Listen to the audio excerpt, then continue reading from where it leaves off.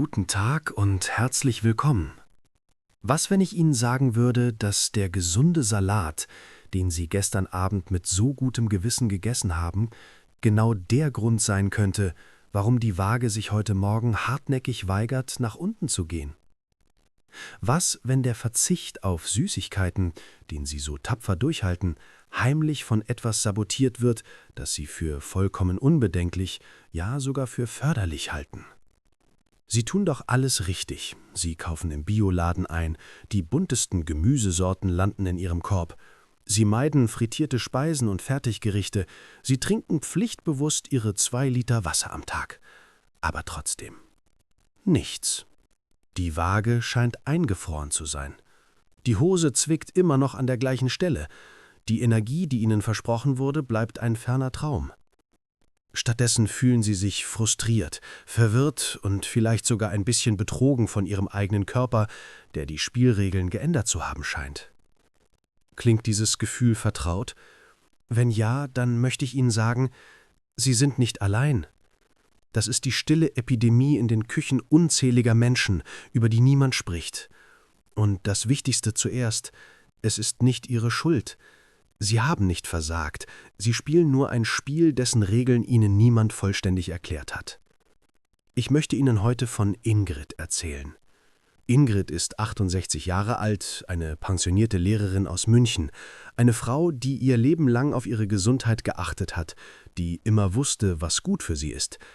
Doch in den letzten Jahren schien ihr Körper eine fremde Sprache zu sprechen.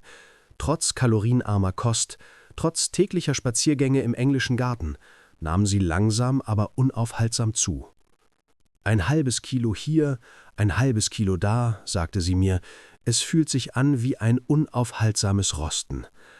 Ihr Arzt zückte die Achseln und sagte den Satz, den so viele von uns fürchten: »Frau Schmidt, das ist das Alter, der Stoffwechsel wird eben langsamer.« Aber Ingrid, eine kluge Frau, spürte, dass das nur die halbe Wahrheit sein konnte.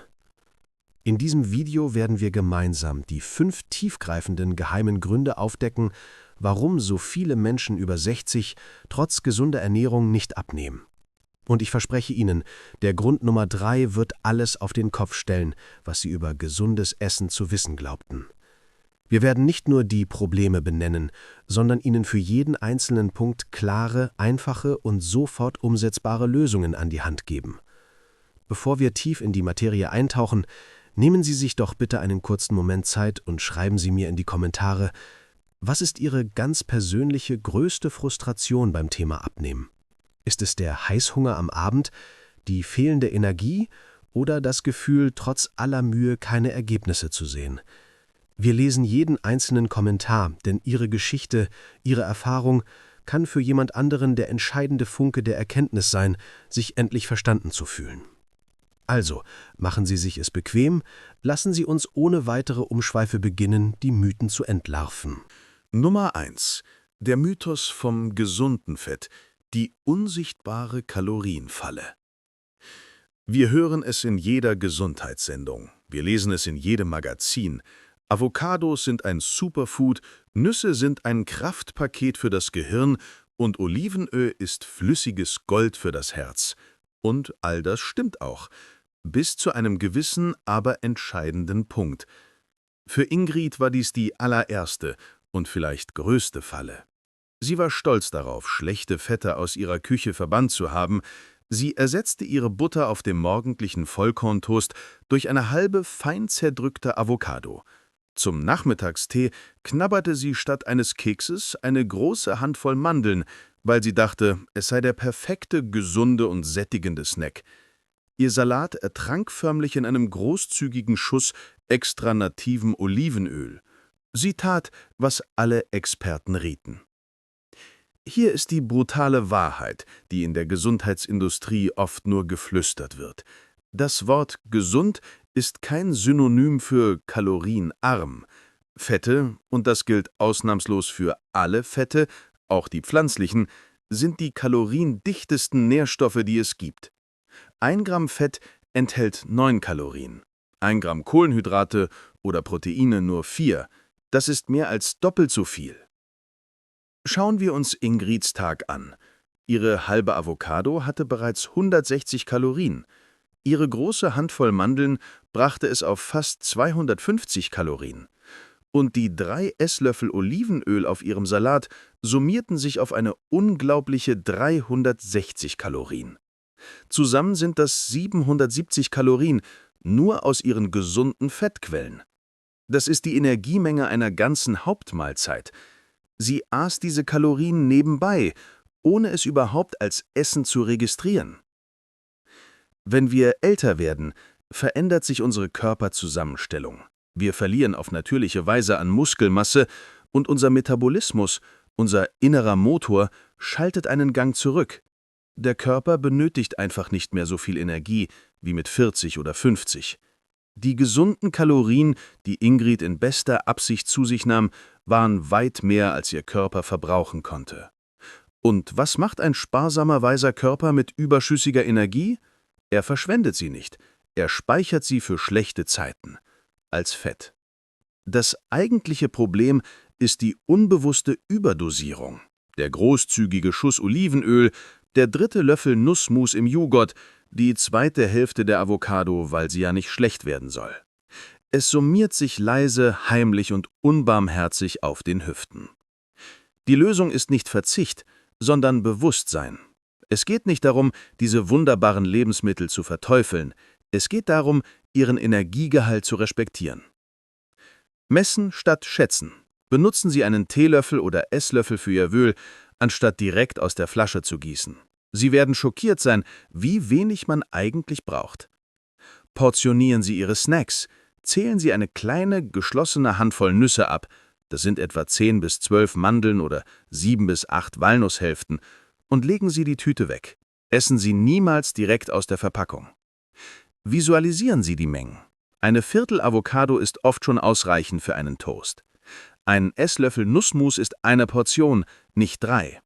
Sie müssen auf nichts verzichten, aber indem Sie die Kontrolle über die Mengen zurückgewinnen, schließen Sie eines der größten unsichtbaren Kalorienlecks in Ihrer Ernährung. Nummer 2. Der stille Saboteur. Chronischer Stress und das Bauchfetthormon. Wenn man Ingrid nach Stress fragte, winkte sie ab. Stress? Den haben doch nur Manager. Sie war, wie viele Frauen und Männer ihrer Generation, eine Kümmerin. Sie sorgte sich um die Enkelkinder, die zur Schule kamen, um die Gesundheit ihres Mannes, um die steigenden Preise und die beunruhigenden Nachrichten aus aller Welt. Sie würde sich selbst niemals als gestresst bezeichnen. Es war einfach das Leben. Doch ihr Körper, tief in seiner evolutionären Weisheit, erzählte eine völlig andere Geschichte. Dieser ständige, niedrigschwellige, alltägliche Stress, die Sorgen, die man nachts mit ins Bett nimmt, führte dazu, dass ihre Nebennieren ununterbrochen das Hormon Cortisol ausschütteten. Stellen Sie sich Cortisol als das Notfallhormon Ihres Körpers vor. In prähistorischen Zeiten war das überlebenswichtig. Wenn unsere Vorfahren einem Säbelzahntiger gegenüberstanden, flutete Cortisol ihren Körper. Es mobilisierte Zuckerreserven für eine schnelle Energiezufuhr und machte den Körper bereit für Kampf oder Flucht. Heute kämpfen wir nicht mehr gegen Säbelzahntiger. Unser Stress ist chronisch und psychologisch. Aber die Reaktion unseres Körpers ist immer noch die gleiche wie vor 10.000 Jahren. Ein chronisch hoher Cortisolspiegel sendet dem Körper ein fatales, permanentes Notsignal. Achtung, wir sind in einer anhaltenden Krise. Halte an jeder einzelnen Kalorie fest, die du bekommen kannst, und speichere sie als Fett, und zwar am besten direkt am Bauch, denn dort ist sie als Energiereserve am schnellsten verfügbar. Das ist kein Mythos. Eine wegweisende Studie aus dem Jahr 2022 im renommierten Journal of Clinical Endocrinology and Metabolism zeigte, dass ältere Erwachsene mit chronisch höheren Cortisolwerten signifikant mehr viszerales Bauchfett hatten, jenes gefährliche Fett, das die Organe umschließt, und das völlig unabhängig von ihrer Ernährung oder ihrem Bewegungspensum. Cortisol tut aber noch mehr. Es erhöht den Appetit, speziell auf süße, fettige und salzige Trostnahrung. Es stört den tiefen, erholsamen Schlaf. Und schlechter Schlaf wiederum erhöht das Cortisol am nächsten Tag. Es ist ein Teufelskreis aus Sorgen, schlechtem Schlaf und unkontrollierbarem Hunger, der jede Diät sabotiert. Ingrids Körper war im Überlebensmodus gefangen, obwohl sie in ihrem sicheren Hause saß. Ihr Körper kämpfte gegen den Gewichtsverlust, weil er dachte, er müsse für eine niemals endende Hungersnot vorsorgen. Die Lösung liegt in der Entschärfung des Alarmsignals. Sie müssen nicht zum Zen-Meister werden oder ihr Leben komplett umkrempeln. Es geht um kleine, bewusste Unterbrechungen des Sorgenkarussells. Die 5-Minuten-Atmung. Stellen Sie sich 3-mal am Tag einen Wecker. Wenn er klingelt, hören Sie auf, was Sie tun. Stellen Sie sich ans offene Fenster, schließen Sie die Augen und atmen Sie 5 Minuten lang tief in den Bauch ein und langsam wieder aus. Zählen Sie beim Einatmen bis 4, halten Sie kurz und zählen Sie beim Ausatmen bis 6. Diese simple Technik aktiviert den Parasympathikus, den Ruhenerv Ihres Körpers, und senkt nachweislich den Cortisolspiegel. Der Nachrichtendetox. Schalten Sie den Fernseher und das Handy mindestens 1 Stunde vor dem Schlafengehen aus. Lesen Sie stattdessen ein paar Seiten in einem Buch oder hören Sie ruhige Musik. Gönnen Sie Ihrem Gehirn eine Pause von der ständigen Flut an schlechten Nachrichten. Diese kleinen Akte der Selbstfürsorge sind keine Zeitverschwendung. Sie sind ein direktes Signal an Ihre Biologie: Die Krise ist vorbei. Du kannst entspannen. Du kannst loslassen. Und erst dann kann auch Ihr Körper das überschüssige Gewicht loslassen. Wenn Sie bis hierhin schon einen Aha-Moment hatten, wenn Ihnen plötzlich ein Licht aufgegangen ist, dann wäre ich Ihnen unendlich dankbar, wenn Sie auf den Gefällt mir-Button klicken. Es ist nur ein kleiner Klick für Sie, aber er hilft dem YouTube-Algorithmus enorm, dieses Video auch anderen Menschen zu zeigen, die vielleicht mit den genau gleichen Problemen kämpfen und sich allein fühlen. Vielen Dank für Ihre Unterstützung. Nummer 3. Ihr Darm. Der vergessene Motor des Stoffwechsels. Und nun zu dem Punkt, der selbst viele Mediziner und Ernährungswissenschaftler immer wieder überrascht. Wir denken, Abnehmen findet auf dem Teller, in Kalorientabellen und im Fitnessstudio statt. Aber die eigentliche verborgene Schaltzentrale für Ihren Stoffwechsel, Ihren Appetit und sogar Ihre Stimmung sitzt tief in Ihrem Inneren, in Ihrem Darm. Stellen Sie sich Ihren Darm bitte nicht als einfaches Verdauungsrohr vor, stellen Sie ihn sich lieber wie einen üppigen, artenreichen Regenwald vor. In diesem Regenwald leben Billionen von winzigen Bewohnern, Bakterien, Viren und Pilze, zusammenfassend als ihr Mikrobiom bezeichnet. In diesem Ökosystem gibt es gute Bewohner, fleißige Gärtner, und es gibt schlechte Bewohner, gierige Unkräuter. Die guten Gärtner, zum Beispiel Bakterien der Gattung Bacteroides, sind ihre Verbündeten. Sie helfen ihnen, Ballaststoffe aufzuspalten, produzieren entzündungshemmende Stoffe, stellen wichtige Vitamine her und regulieren sogar die Hormone, die ihrem Gehirn signalisieren: Ich bin satt. Die schlechten Unkräuter, zum Beispiel Bakterien der Gattung Firmicutes, sind ihre Saboteure. Sie lieben Zucker und verarbeitete Lebensmittel. Sie produzieren entzündungsfördernde Stoffe, können zu Heißhungerattacken führen und, das ist entscheidend, sie sind Meister darin, auch die letzte Kalorie aus ihrer Nahrung zu extrahieren und für die Speicherung vorzubereiten. Ingrid aß jeden Tag fast das Gleiche. Morgens Magerquark mit einem Apfel, mittags einen Hähnchensalat mit Eisbergsalat und Tomate, abends eine Gemüsesuppe aus Karotten und Kartoffeln. Es war ohne Frage gesund, aber es war erschreckend eintönig. Und genau diese Eintönigkeit war das Problem.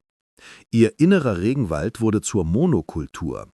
Ihre guten Darmbakterien, die Vielfalt Iben, verhungerten buchstäblich. Die schlechten Bakterien hingegen, die schon mit dem kleinsten bisschen Zucker eine Party feiern, übernahmen die Kontrolle. Forscher der Universität Kopenhagen haben in einer bahnbrechenden Studie im Jahr 2023 nachgewiesen, dass die Vielfalt des Darmmikrobioms der entscheidende Faktor für einen erfolgreichen und nachhaltigen Gewichtsverlust bei älteren Erwachsenen ist, wichtiger als die reine Kalorienzahl oder das Fitnessprogramm. Ein artenarmer Darm kann selbst aus dem gesündesten Salat nicht die volle Nährstoffpower ziehen und sendet gleichzeitig ständig subtile Hungersignale ans Gehirn. Die Lösung ist ein Fest für Ihre guten Bakterien. Werden Sie zum Jäger und Sammler im Supermarkt. Das Ziel ist nicht weniger zu essen, sondern so vielfältig wie nur möglich. Die 30-Pflanzen-Regel: Versuchen Sie nicht pro Tag, sondern pro Woche 30 verschiedene pflanzliche Lebensmittel zu essen. Das klingt nach einer riesigen Herausforderung, ist aber einfacher, als Sie denken. Jede Obst- und Gemüsesorte zählt, jedes Kraut, Petersilie, Schnittlauch, jedes Gewürz, Kurkuma, Zimt zählt, jede Nuss, jeder Samen, jede Hülsenfrucht zählt. Kaufen Sie nicht immer nur Eisbergsalat, sondern probieren Sie auch mal Radicchio oder Feldsalat. Essen Sie den Regenbogen. Versuchen Sie jeden Tag etwas Grünes, Spinat, etwas Rotes, Paprika, etwas Gelbes, Zitrone, etwas Orangenes, Süßkartoffel und etwas Violettes, Rotkohl oder Aubergine. Die Farbstoffe in Pflanzen sind wertvolle Antioxidantien und Futter für spezifische gute Bakterien. Fermentierte Freunde. Bauen Sie regelmäßig fermentierte Lebensmittel wie Naturjoghurt, Kefir, Sauerkraut oder Kimchi in Ihren Speiseplan ein. Sie sind wie eine Lieferung neuer, fleißiger Gärtner für Ihren Darm. Indem Sie die Vielfalt auf Ihrem Teller erhöhen, züchten Sie sich eine schlankmachende Darmflora heran, die für Sie arbeitet, nicht gegen Sie. Nummer 4. Die süße Falle. Versteckter Zucker in gesunden Lebensmitteln. Dies ist vielleicht der heimtückischste und am weitesten verbreitete Grund von allen. Ingrid war sehr diszipliniert. Sie mied Schokolade, Kuchen und Limonaden wie die Pest. Aber ihr Frühstück bestand oft aus einem fertigen Fruchtjoghurt aus dem Supermarkt, den sie für den Inbegriff eines gesunden Starts in den Tag hielt. Zum Mittagessen gab es oft einen fertigen Salat mit einem leichten Joghurtdressing. Hier ist die schockierende Wahrheit, die die Lebensmittelindustrie Ihnen niemals auf die Packung drucken wird. Ein einziger kleiner Becher Fruchtjoghurt kann bis zu 6 Würfel Zucker enthalten. Das ist mehr als in manchem Schokoriegel. Der Zucker versteckt sich an den unmöglichsten Orten, oft unter Tarnnamen wie Glukosesirup, Fructose, Dextrose oder Maltodextrin. Er ist in Salatdressings, in Müslimischungen, in fast allen fettarmen Produkten, wo das fehlende Fett als Geschmacksträger durch Zucker ersetzt wird, in Tomatensauce aus dem Glas, in Rotkohl aus dem Glas und sogar in vielen Sorten Vollkornbrot. Ihr Körper macht keinen Unterschied, ob der Zucker aus einem vermeintlich gesunden Smoothie oder aus einem Gummibärchen kommt. Zucker löst immer die gleiche Kettenreaktion aus. Die Bauchspeicheldrüse schüttet Insulin aus. Insulin ist das wichtigste Fettspeicherhormon unseres Körpers. Seine Hauptaufgabe ist es, den Zucker aus dem Blut in die Zellen zu transportieren, wo er als Energie verbrannt wird. Wenn aber ständig über den ganzen Tag verteilt Zucker nachkommt, ein bisschen aus dem Joghurt, ein bisschen aus dem Dressing, ein bisschen aus dem Müsli, sind Ihre Zellen permanent mit Insulin überflutet. Irgendwann werden sie taub und reagieren nicht mehr richtig auf das Signal. Das ist der Beginn der Insulinresistenz, einer Vorstufe von Typ-2-Diabetes. Das dramatische Ergebnis: Der Zucker kann nicht mehr effizient in die Zellen gelangen und bleibt im Blut. Der Körper gerät in Panik und schüttet noch mehr Insulin aus, um die Arbeit zu erledigen. Und dieses permanent hohe Insulinlevel schreit den ganzen Tag lang einen einzigen Befehl durch Ihren Körper: Fett speichern, sofort, und bloß kein Fett verbrennen. Das ist der Grund, warum Menschen mit einer beginnenden Insulinresistenz selbst bei einer strengen Diät kaum abnehmen können. Ihr eigener Hormonhaushalt blockiert die Fettverbrennung. Die Lösung: Werden Sie zum Zuckerdetektiv. Lesen Sie die Zutatenliste, nicht die Vorderseite. Misstrauen Sie Werbeslogans wie Light, fettarm oder ohne Zuckerzusatz. Oft wird stattdessen Fruchtkonzentrat verwendet, was reiner Zucker ist. Die Wahrheit steht immer im Kleingedruckten. Kochen Sie frisch. Die einfachste Methode, versteckten Zucker zu meiden, ist, so oft wie möglich selbst zu kochen. Machen Sie Ihr Dressing aus gutem Öl, Essig, Kräutern, Salz und Pfeffer. Kaufen Sie Naturjoghurt und geben Sie eine Handvoll frische Beeren hinein. Essen Sie die ganze Frucht. Trinken Sie keinen Fruchtsaft, auch keinen frisch gepressten. Ein Glas Orangensaft enthält den Zucker von 4, 5 Orangen, aber keine der sättigenden Ballaststoffe. Essen Sie stattdessen eine einzige Orange. Es geht darum, die Kontrolle über das, was in Ihren Körper gelangt, zurückzugewinnen und sich nicht von cleveren Marketingstrategien täuschen zu lassen. Nummer 5. Das Paradoxon des Hungerns. Warum Sie zu wenig essen, nicht zu viel. Dieser letzte Punkt mag auf den ersten Blick völlig widersinnig klingen, aber er ist für Tausende von Menschen der verborgene Schlüssel zum Erfolg. Aus lauter Verzweiflung und Frustration begann Ingrid, Mahlzeiten auszulassen. Sie aß nur noch ein karges Mittagessen und abends eine kleine Schale Suppe. Ihr Magen knurrte, sie fühlte sich schlapp und müde, aber sie dachte, das sei der Preis, den man zahlen müsse. Weniger Kalorien müssten doch logischerweise zu weniger Gewicht führen. Aber ihr Körper, geformt durch Hunderttausende von Jahren der Evolution, in denen Hungersnöte eine reale Bedrohung waren, interpretierte ihre Diät völlig anders. Er dachte nicht, super, wir nehmen ab. Er dachte, Alarm, Hungersnot. Wenn Sie Ihrem Körper über längere Zeit zu wenig Energie geben, typischerweise unter 1200 Kalorien pro Tag, schaltet er in den ultimativen Überlebensmodus. Er aktiviert eine Art Notfallprogramm. Er fährt den Stoffwechsel herunter. Ihr Körper wird extrem effizient. Er senkt die Körpertemperatur, verlangsamt das Herzschlagen und drosselt alle nicht überlebenswichtigen Prozesse.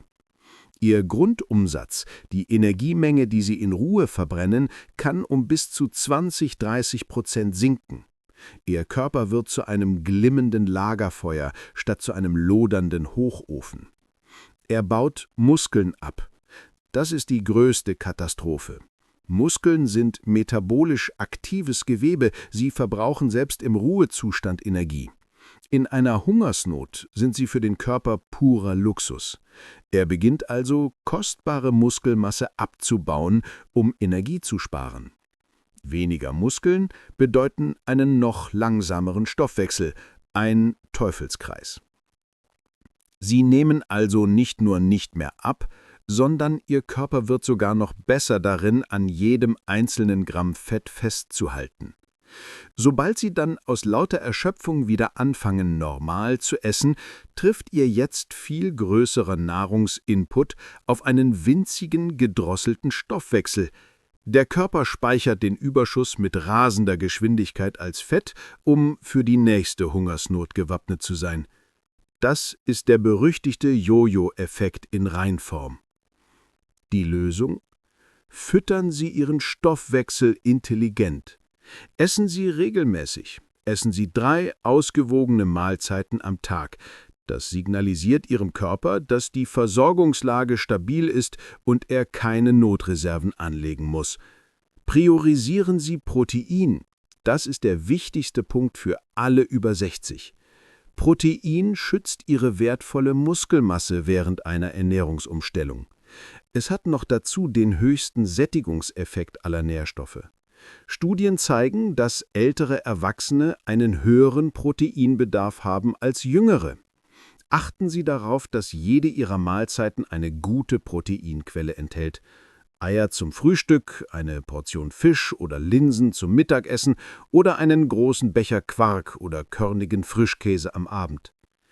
Hungern Sie niemals. Wenn Sie abnehmen wollen, brauchen Sie ein moderates Kaloriendefizit, keine Radikaldiät. Essen Sie sich satt mit viel Gemüse, Ballaststoffen und ausreichend Protein. Hören Sie auf, Ihren Körper auszuhungern. Fangen Sie an, ihn zu nähren. Sehen Sie das Muster? Es lag nie an Ingrids Willensstärke oder Disziplin. Es lag daran, dass sie unwissentlich gegen tief verankerte biologische Gesetze ihres eigenen Körpers kämpfte. Sie hat versucht, mit Gewalt eine Tür aufzubrechen, für die sie nur den richtigen Schlüssel gebraucht hätte. Als sie diese 5 Schlüssel verstand, als sie begann, die Portionsgrößen bei den gesunden Fetten zu respektieren, als sie durch kleine Atempausen ihr inneres Alarmsystem beruhigte, als sie ihrem Darm mit einem bunten Fest der Vielfalt fütterte, als sie zur Zuckerdetektivin in ihrer eigenen Küche wurde und als sie aufhörte zu hungern und stattdessen ihre Muskeln nährte, da geschah das, was sie für unmöglich gehalten hatte. Langsam aber sicher begann die Waage sich nach unten zu bewegen, aber was noch viel wichtiger war, wie sie mir mit einem Leuchten in den Augen erzählte, ihre Energie kam zurück. Das Nachmittagstief verschwand, ihr Schlaf wurde tiefer. Sie fühlte sich wieder wie die Kapitänin auf ihrem eigenen Schiff, nicht wie eine passive Passagierin. Diese Reise, die vor ihnen liegt, erfordert kein extremes Hungern, keinen Verzicht und keine stundenlangen Trainingseinheiten ihre Gelenke belasten. Sie erfordert etwas viel Mächtigeres: Wissen. Sie erfordert, dass sie lernen, mit ihrem wunderbaren, erfahrenen Körper zu arbeiten, nicht gegen ihn. Die wahre Lektion, die ich Ihnen heute mitgeben möchte, ist nicht Angst vor Lebensmitteln zu haben. Es geht darum, Weisheit zu erlangen. Die Weisheit zu verstehen, dass Ihr Körper mit über 60 andere Regeln hat als mit 30 und dass diese Regeln nicht schlechter sind, sondern einfach nur anders.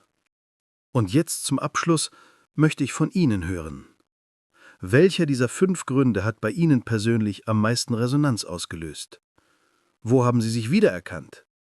Und welche winzige kleine Veränderung sind Sie bereit, vielleicht schon morgen auszuprobieren? Teilen Sie Ihre Gedanken und Erkenntnisse in den Kommentaren. Ihre Geschichte ist wertvoll und könnte der Funke der Inspiration sein, den jemand anderes gerade dringend braucht. Wenn dieses Video Ihnen geholfen hat, die Zusammenhänge besser zu verstehen, dann teilen Sie es mit einem Freund oder einer Freundin, die vielleicht die gleiche Frustration erlebt. Und vergessen Sie nicht, diesen Kanal zu abonnieren, damit Sie keine weiteren Tipps verpassen, die Ihnen helfen, gesund, stark und voller Lebensfreude zu altern. Denken Sie immer daran, Ihr Körper ist nicht Ihr Feind. Er ist Ihr treuester Partner fürs Leben. Es ist nie zu spät, seine Sprache zu lernen und ihm das zu geben, was er wirklich braucht. Bleiben Sie stark und bleiben Sie weise.